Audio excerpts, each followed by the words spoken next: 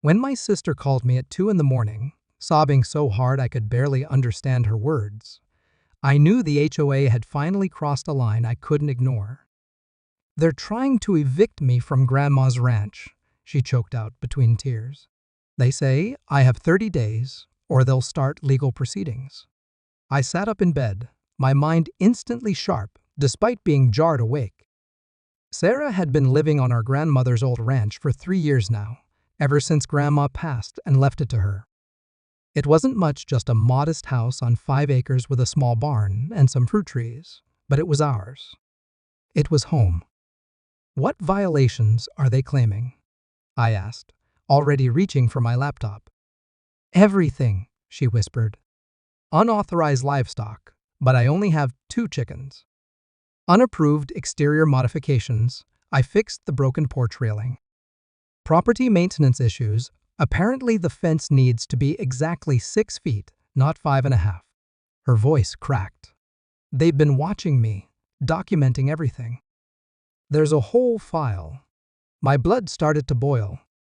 When Sarah moved to the ranch, there was no HOA. Grandma had owned that property for 40 years without anyone telling her what color she could paint her shutters or how tall her grass could grow. But apparently, sometime in the last decade, the surrounding neighborhood had been developed, and now they claimed jurisdiction over our family land. "Did you get a lawyer?" I asked, though I already knew the answer.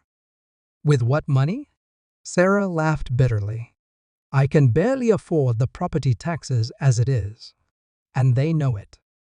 The HOA president, this guy named Marcus Webb, he actually smiled when he handed me the violation notice, like he was enjoying it. I closed my eyes and took a deep breath. Sarah didn't know about my recent success, how my tech startup had been acquired for 8 figures just 6 months earlier. I'd been keeping it quiet, not wanting family dynamics to change, not wanting people to treat me differently. But as I listened to my sister's quiet sobs, I realized my silence had been a mistake. "Sarah, listen to me very carefully," I said, my voice steady and calm. "Pack nothing. Change nothing. Don't pay any of their fines or acknowledge any of their demands. I'm flying out tomorrow morning. But what can you do? They have lawyers. They have the law on their side. They have what they think is the law on their side," I interrupted. "There's a difference. And they have no idea what they're dealing with." After hanging up, I spent the next 4 hours researching. I pulled property records, HOA bylaws, incorporation documents, and development permits. What I found made my stomach turn. The Willowbrook Estates, HOA, had been formed 5 years ago, right around the time a major development company started buying up land in the area.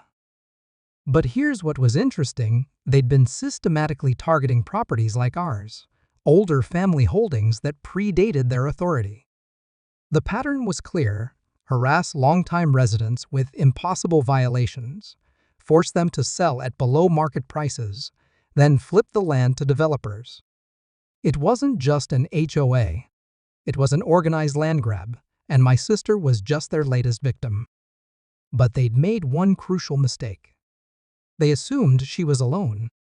By sunrise, I had a plan that would make their worst nightmares look like pleasant dreams. I wasn't just going to fight their eviction, I was going to destroy their entire operation. They wanted to play games with my family? Fine. But they were about to learn that some games have consequences they never saw coming. I booked the first flight out, then sent a single text to Sarah: "The cavalry is coming. Trust me." What the Willowbrook Estates HOA didn't know was that they'd just declared war on someone with the resources, the intelligence, and the absolute determination to burn their corrupt little kingdom to the ground. That ranch wasn't just property to us. It was our sanctuary, our anchor, the one place in the world where we'd always felt completely safe. I still remember the first time Grandma brought Sarah and me there.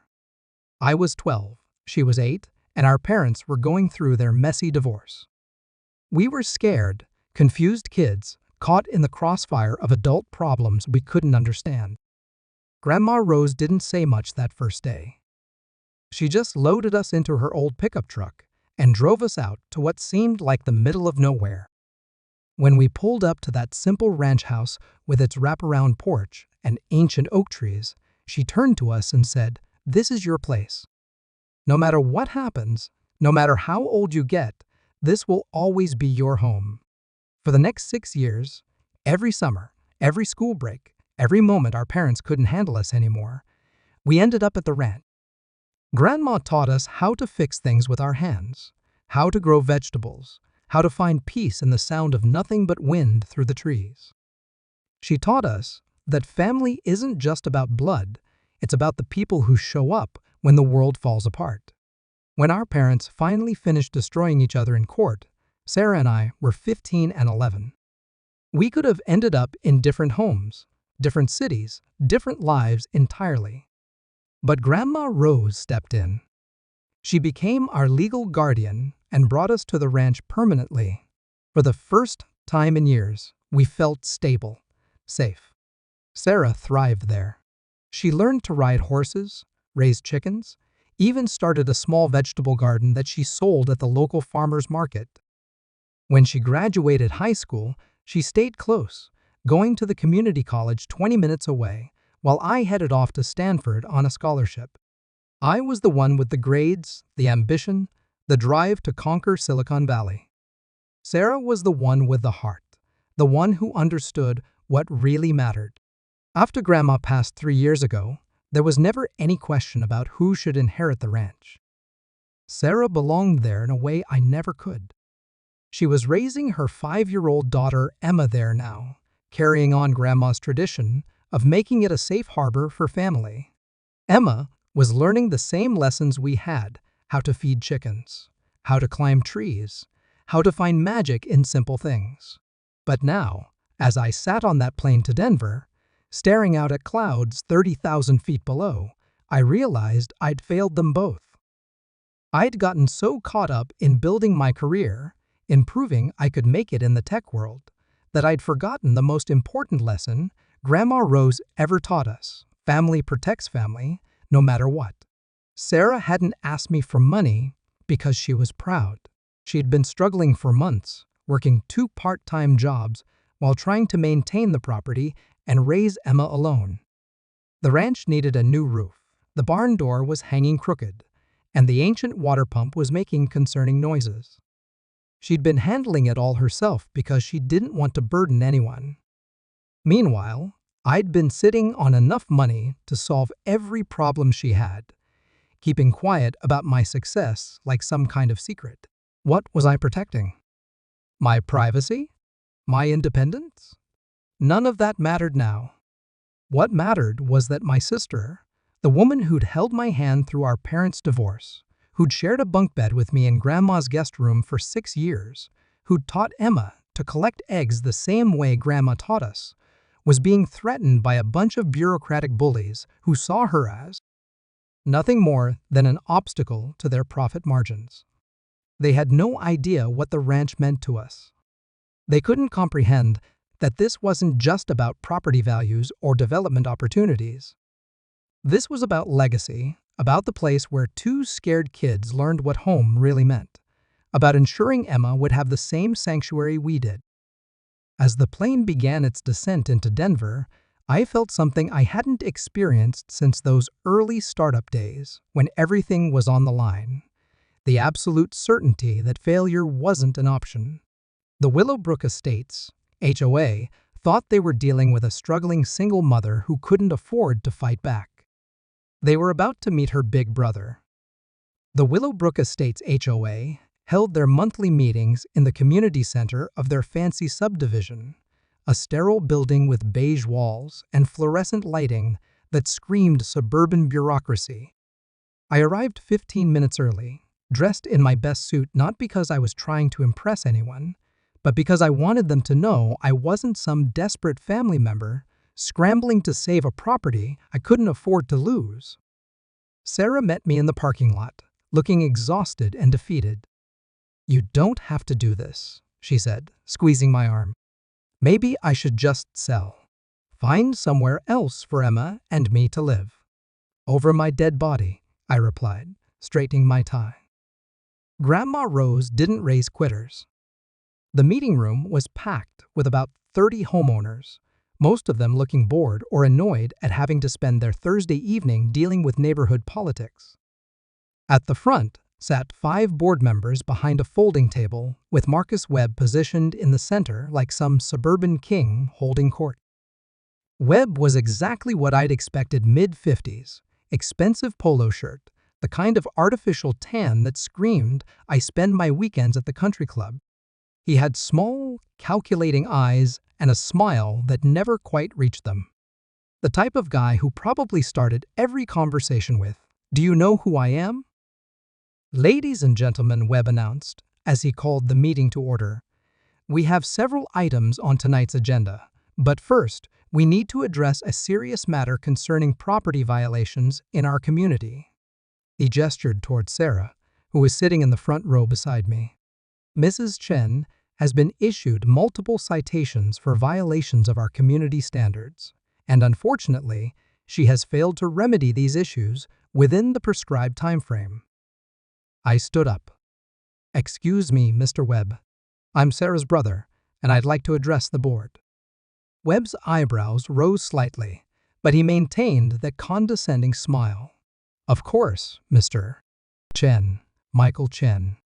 I walked to the front of the room, making sure to establish eye contact with each board member. "I've reviewed the violations you've issued to my sister, and I have to say, I'm impressed by the creativity." A few chuckles from the audience. Webb's smile tightened. "I'm sorry, creativity? Well, let's see." I pulled out my phone and began reading.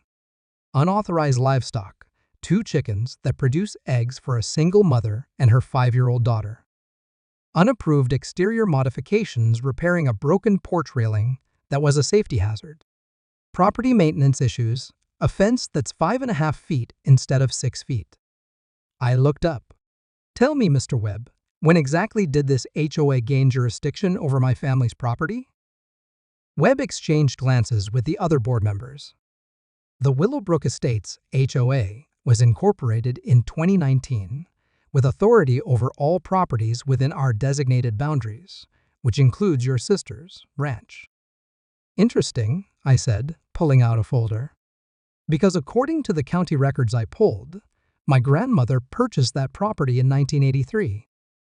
It was never part of any planned development, never subject to any covenants, conditions, or restrictions, and was specifically excluded from the original HOA filing." The room got very quiet. Webb's smile disappeared entirely. "Furthermore," I continued, "I've been doing some research on your HOA's recent activities. You've issued similar violations to 7 other properties in the past 2 years. Properties that, coincidentally, were all subsequently sold to Meridian Development Corporation at significantly below market value." One of the other board members, a stern-looking woman with silver hair, leaned forward. "Mr. Chen, I don't appreciate your implication." "Mrs. Patterson," I said, reading her nameplate, "I'm not implying anything. I'm stating facts.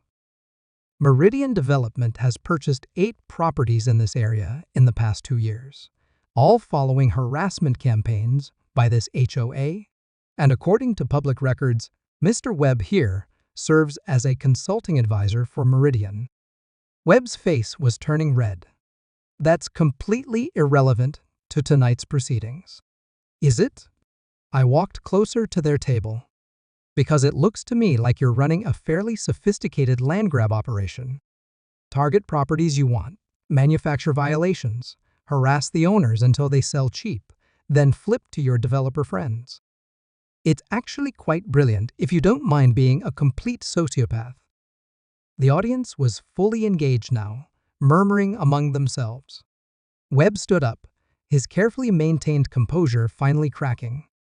"Mr. Chen, I won't sit here and listen to these baseless accusations." "Then don't sit," I said calmly. "Stand there and listen to them instead." Webb pointed at me with a shaking finger. Your sister's property is in violation of community standards. Period. She has 30 days to comply or face legal action. That's final. I smiled for the first time since entering the room. Mr. Webb, you just made a very expensive mistake. Excuse me? You see, I came here tonight hoping we could resolve this like reasonable adults. I was prepared to offer a compromise, maybe even help my sister bring her property into compliance with whatever reasonable standards you wanted to establish. I picked up my folder and tucked it under my arm. But you just made this personal. Webb tried to regain his authoritative tone. Mr. Chen, this board has the full authority to enforce our community standards. We'll see about that, I interrupted. Sarah, let's go. As we walked toward the door, I turned back to the room full of homeowners who'd been watching this exchange with fascination. Ladies and gentlemen, you might want to start asking some hard questions about where your HOA fees are really going and who's really benefiting from these property acquisitions. Webb was practically shouting now. Mr. Chen, this meeting is not adjourned. I paused at the door and looked back at him. You're right, Mr. Webb. This meeting is just getting started. But the next one won't be here. As we walked to our cars, Sarah grabbed my arm. What did you mean? The next meeting won't be here? I unlocked my rental car and turned to her with a smile that probably looked as dangerous as I felt. I meant that the next time we have this conversation, I'll be the one calling the meeting. Webb didn't wait long to show me exactly what kind of man he was. The very next morning, Sarah found 3 new violation notices taped to her front door. Apparently, overnight, her mailbox had become non-compliant with community aesthetic standards. Her driveway needed professional seal coating, and her vegetable garden was now classified as commercial agriculture in a residential zone. They're not even trying to be subtle anymore, Sarah said, her voice shaking with frustration. Look at this one. They're saying Emma's swing set is an unauthorized recreational structure. I took the citations from her hands, feeling my jaw tighten with each ridiculous accusation. They want to play hardball. Fine. Let's see how they handle a real opponent. That afternoon, I hired the best property law firm in Denver. 3 hours and $15,000 later, I had my answer. Technically, legally, frustratingly, the HOA might actually have a case. When the neighborhood was developed around Grandma's property, some bureaucrat had redrawn the municipal boundaries in a way that could potentially include her land under the HOA's jurisdiction. It was a gray area that would take months of expensive litigation to resolve. The problem is, my attorney explained, even if we win eventually, they can make life hell for your sister in the meantime. HOA law heavily favors the association, especially when it comes to immediate enforcement. That evening, Webb proved just how petty he could be. Sarah's water was mysteriously shut off for emergency maintenance that only affected her property. Her garbage wasn't collected because her bin was allegedly improperly positioned.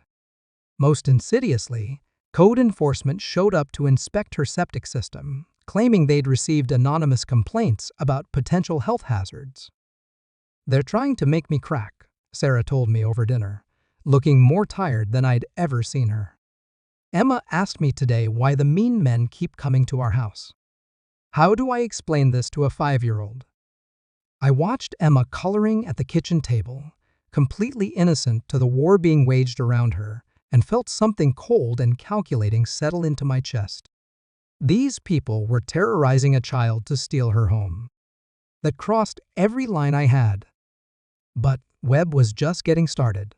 Over the next 2 weeks, the harassment escalated to levels that bordered on criminal.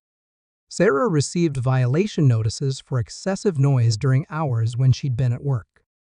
Her mailbox was repeatedly vandalized. Then she was cited for having a damaged mailbox. Someone called Child Protective Services with anonymous reports that Emma was living in unsafe conditions. The CPS visit was the breaking point. I watched through the window as a caseworker inspected our grandmother's immaculate home, questioning Emma about whether she felt safe, whether there was enough food, whether Mommy ever left her alone. The little girl was confused and scared, clinging to Sarah's leg and asking what she'd done wrong. After the caseworker left finding, of course, no evidence of any problem, Sarah broke down completely. "I can't do this anymore," she sobbed. "I'm failing her. I'm failing Grandma. Maybe they're right. Maybe I don't belong here." That's when I realized conventional legal warfare wouldn't be enough. Webb and his cronies were playing a game with no rules, using psychological torture against my family. They thought they were dealing with powerless people who would eventually break under pressure. They had no idea they'd just declared war on someone who built and sold companies for a living, someone who understood exactly how to acquire, consolidate, and wield power. That night, I made a series of phone calls to my investment advisor, to my banker, to a private investigator I'd used during corporate due diligence processes. By morning, I had a war chest of liquid capital and a team of professionals ready to help me execute the most expensive, comprehensive, and absolutely devastating property acquisition campaign in suburban Colorado history.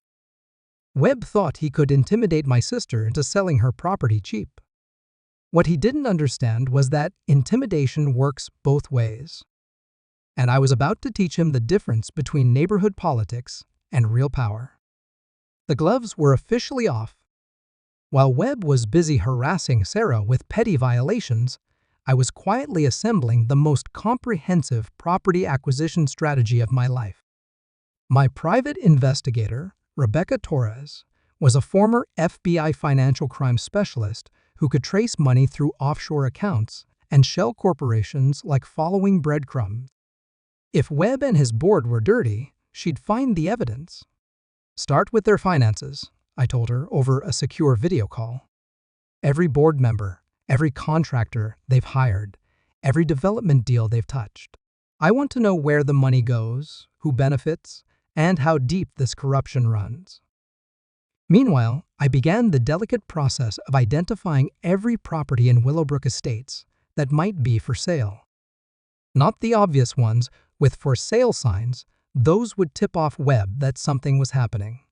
I needed the properties where owners might be persuaded to sell quietly, quickly, and at above-market prices.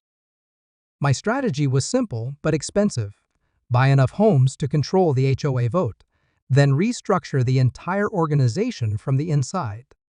In Colorado, HOA board control required owning at least 51% of the properties. Willowbrook Estates had 87 homes. I needed 45. The first purchase was easy, a retired couple moving to Florida who'd already been planning to sell. I offered $20,000 over asking price for a cash deal that could close in 2 weeks. No inspections, no contingencies, no questions. They thought they'd won the lottery. "Are you seriously going to buy half the neighborhood?" Sarah asked when I explained my plan. "If that's what it takes to protect Emma's home, then yes," I replied. "These people think they can bully families because they have some petty authority. I'm going to show them what real authority looks like." Property number 2 was a young couple drowning in student loans. I paid off their remaining mortgage and gave them enough cash to buy their dream house in Denver. Property 3 belonged to a widow who'd been struggling with medical bills. I offered her enough money to secure her retirement and cover her healthcare costs for life. Each purchase was handled through a different LLC each, with a different registered address and attorney. Webb would eventually notice unusual activity in his neighborhood, but by then it would be too late for him to understand the scope of what was happening. Rebecca's investigation was yielding results that exceeded even my suspicions. Webb wasn't just taking kickbacks from Meridian Development, he was a partial owner. The HOA's legal fees were being paid to his brother-in-law's law firm. The landscaping contracts went to companies owned by other board members' relatives.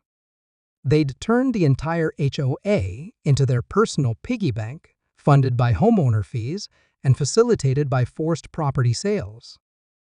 It gets worse, Rebecca reported during our third week.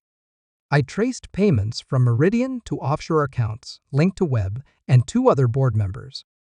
They're not just corrupt, they're actively money laundering through property transactions. But the most damaging discovery came when Rebecca accessed Webb's personal emails through completely legal means. He'd been careless with his digital security, using the same password for his HOA email and his personal accounts. What she found was a smoking gun that would destroy him. He's been coordinating with Meridian to target specific properties, Rebecca explained, showing me printed emails. They identify homes they want, research the owner's financial situations, then manufacture violations designed to create maximum stress. Look at this one. The email made my stomach turn. Webb had written to his Meridian contact, "The Chen property is perfect for your resort development. Single mother, limited resources, emotional attachment to property will make her desperate to avoid legal costs. Recommend escalating violations until she breaks. Should be able to acquire for 60% of market value within 90 days. They'd been planning to destroy my sister's life as casually as discussing the weather. By the end of week 4, I owned 28 properties and had signed purchase agreements for 12 more.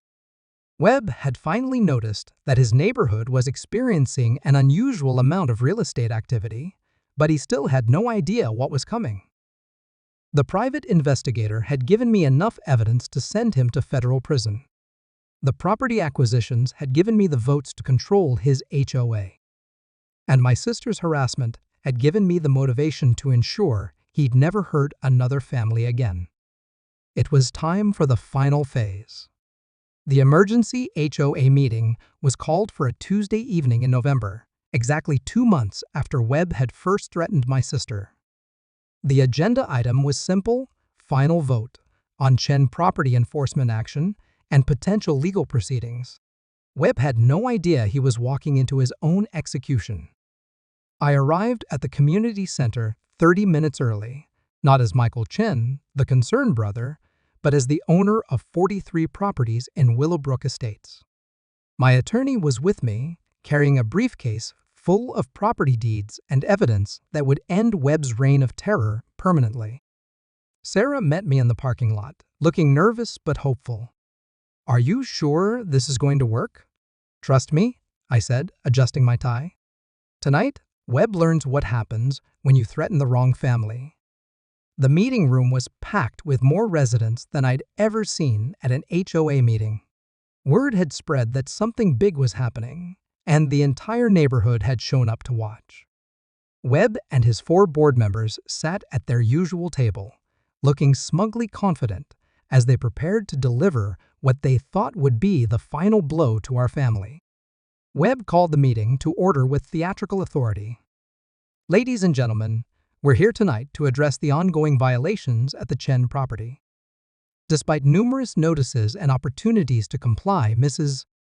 Chen has failed to meet our community standards." He gestured toward Sarah with mock sympathy. "While we understand this may be difficult, the HOA board has a responsibility to all residents to maintain property values and community standards. Therefore, we're calling for a formal vote to authorize legal proceedings against the Chen property." Several residents shifted uncomfortably in their seats. A few of them had been my sellers. They knew something was different tonight, but they couldn't quite figure out what. Webb continued his performance. "All those in favor of authorizing legal action against the Chen property, please raise your hands." All 5 board members raised their hands immediately. But then, something happened that Webb clearly didn't expect. No one else did. Webb looked around the room, confused. "I'm sorry, let me clarify. We need homeowner approval for legal action exceeding $5,000. All property owners in favor, please raise your hands." Still nothing. The room was dead silent. Webb's confident smile began to falter. "Perhaps there's some confusion about voting procedures." Only property owners in good standing are eligible to vote on HOA matters. That's when I stood up. Mr. Webb, you're absolutely right about voting procedures. Which is why I'd like to call for an immediate vote of no confidence in the current board leadership. Webb's face went pale. Mr. Chen, you can't call for. Actually, I can. I walked to the front of the room, my attorney beside me. According to HOA bylaws, any property owner can call for a leadership vote. And as someone who owns 51% of the properties in this community, I think my voice carries some weight. The room erupted in shocked murmurs. Webb stood up so fast he knocked over his chair. That's impossible. You can't own 51%. 43 properties, to be exact, my attorney announced, opening his briefcase and pulling out a thick stack of deeds. All purchased legally, all in good standing, all carrying full voting rights. Webb was staring at me like I was a ghost. You bought. How did you? The same way you've been stealing them, I replied calmly. Except I paid fair prices to willing sellers instead of terrorizing families into desperate sales. Mrs. Patterson, one of the other board members, found her voice. This is highly irregular. We need to verify these claims. Already done, my attorney said, handing her a folder. Here are the recorded deeds, title transfers, and current tax records for all 43 properties. Mr. Chen is now the majority stakeholder in Willowbrook Estates. I turned to address the room full of stunned residents. Now, before we vote on new leadership, I think everyone should know exactly what kind of people have been running this HOA. I nodded to my attorney, who began reading from Rebecca's investigation file. Marcus Webb has received over $200,000 in kickbacks from Meridian Development Corporation. The HOA's legal fees have been inflated and paid to Webb's brother-in-law. Landscaping contracts worth $60,000 have gone to companies owned by board members' family members. Webb was turning purple. These are lies. Completely unfounded accusations. Mrs. Patterson received $47,000 for voting to approve targeted enforcement actions, my attorney continued. Mr. Rodriguez's construction company received no bid contracts worth $83,000 for emergency repairs that were never completed. The room was in chaos now, with residents shouting questions and accusations. But I wasn't done. Most importantly, I said, raising my voice over the noise, here's an email from Webb to Meridian Development, dated 6 weeks ago. I began reading from the printed email. The Chen property is perfect for your resort development. Single mother, limited resources. Emotional attachment to property will make her desperate to avoid legal costs. Sarah gasped. Several residents looked sick. Webb was completely broken now, all pretense of authority gone. Michael, please. We can work something out. Now I call for a vote, I announced. All in favor of removing the current board and electing new leadership, raise your hands. 43 hands went up immediately, mine, representing every property I owned. It was the most expensive vote in HOA history, but it was also the most satisfying. Webb's downfall was swift and absolute, but he wasn't the type to go quietly into the night. 3 days after the meeting, I received a call from my attorney warning me that Webb was planning a legal challenge to my property acquisitions. He was claiming fraud, market manipulation, and something called hostile takeover of a residential community. Let him try, I told my lawyer. Every purchase was legitimate, every contract was legal, and every seller was willing. Meanwhile, I have enough evidence to send him to federal prison for money laundering and wire fraud. But Webb's desperation made him dangerous in ways I hadn't anticipated. That Friday evening, Sarah called me in tears. Someone had vandalized the ranch house spray painting, SELLOUT, and GOHOME across the front porch that our grandmother had built with her own hands. Emma's chickens had been let loose, and her swing set had been destroyed with what looked like a baseball bat. "He's trying to scare us away even now," Sarah whispered over the phone. "Emma won't even go outside. She thinks the bad men are coming back." That was Webb's second critical mistake. His first had been threatening my family.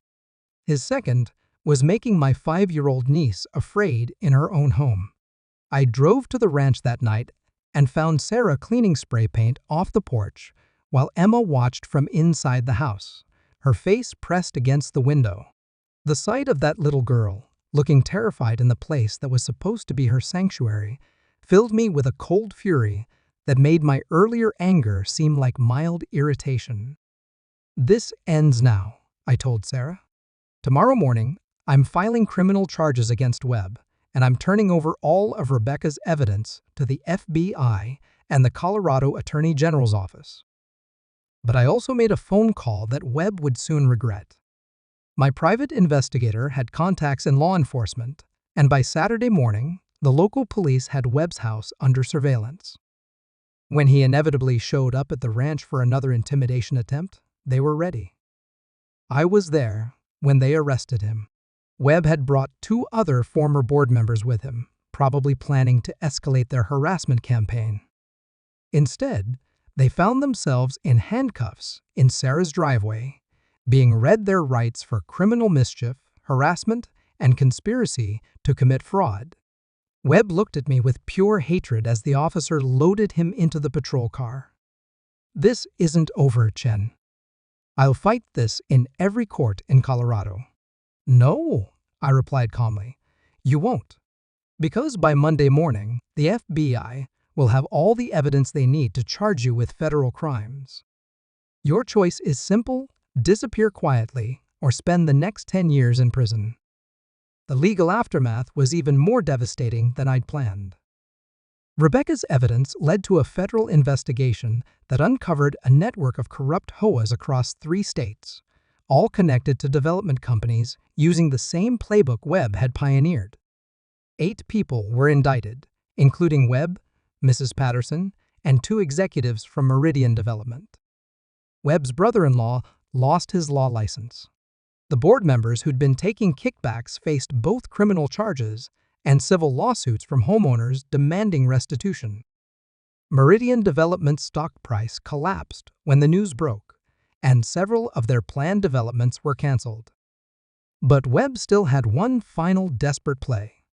From jail, awaiting trial on federal charges, he somehow convinced a judge to issue a temporary restraining order against me, claiming I was engaged in predatory real estate practices that threatened the stability of the community. For 2 weeks, I couldn't make any changes to the HOA structure while his lawyers tried to find some legal technicality that might save him. That restraining order was Webb's third and final mistake, because it gave me time to complete my ultimate revenge. During those 2 weeks, I purchased the remaining properties I needed to own 75% of Willowbrook Estates.